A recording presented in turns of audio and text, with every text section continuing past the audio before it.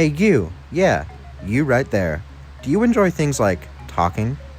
Do you enjoy things such as speaking? Has your recommended been invaded by etymology nerd, human 1011, and nerdy? And do I have the hobby for you? It's engaging, it's time consuming, and it lets you do weird things with your mouth without having to open Grindr. Conlang would mean that you, yes, you, would be able to make your own language. Now you may be thinking, what's so useful about that? I mean, really think about it. I'd be making a language that I'd be alone in speaking. No one else would speak it. What's the point of it?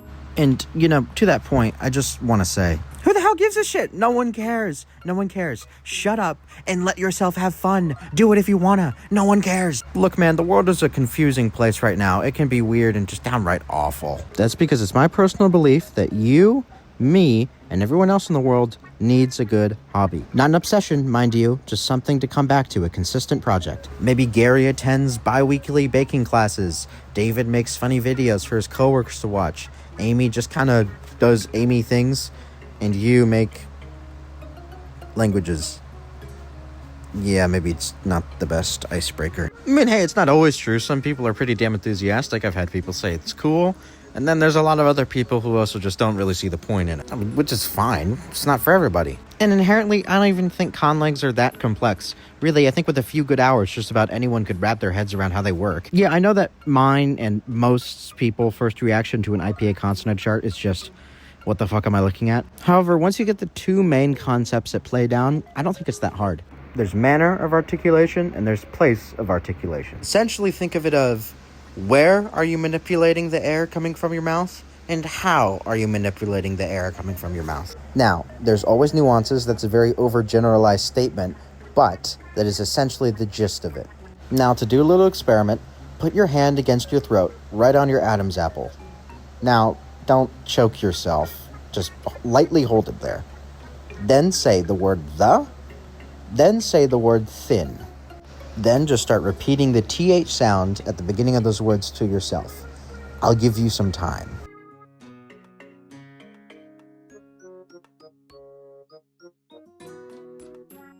That, did you notice it? Did you see it? It's okay if not. It's cool though. Did you notice it? Now, when you say the TH sound at the beginning of the, you can feel your vocal cords vibrate. You can feel it. When you say the TH sound at the beginning of thin, what the fuck? When you say the TH sound at the beginning of thin, you can feel your vocal cords not vibrate. They don't vibrate at all. There's no buzz when you say at the beginning of thin. This is voiced versus voiceless. A vast majority of languages contain both the voiced and voiceless versions of each unique sound. Now, the study of sound is a pretty vast thing, so there's a lot of terms getting thrown around.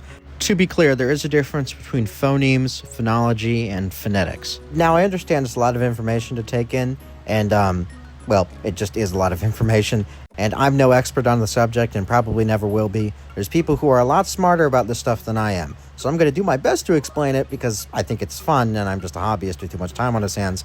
But remember, there's always experts out there. You just got to know who to look for and you got to ask in the right places. To generalize, phonology is the study of a language's sound system. A phoneme is a unit within that system. It can be pretty much anything. And phonetics is the general, description of how a human would make those sounds. Now, that was all about consonants. Now to move on to vowels, which I think will be quicker because I like vowels and I think the charts are cool and I think they're easier to decipher, honestly. So it may look weird. This is a vowel chart. However, it's really just a map of the mouth. So when you're looking at it, you're seeing the high, mid, low, front, central, back of this specific chart.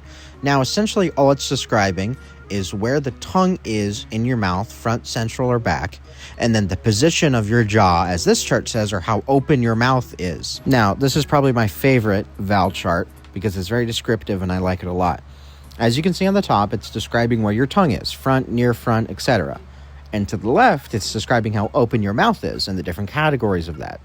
Now, you can see vowels at right and left of bullets are rounded and unrounded. Now, what does that mean? Now, essentially all rounding is are you rounding your lips?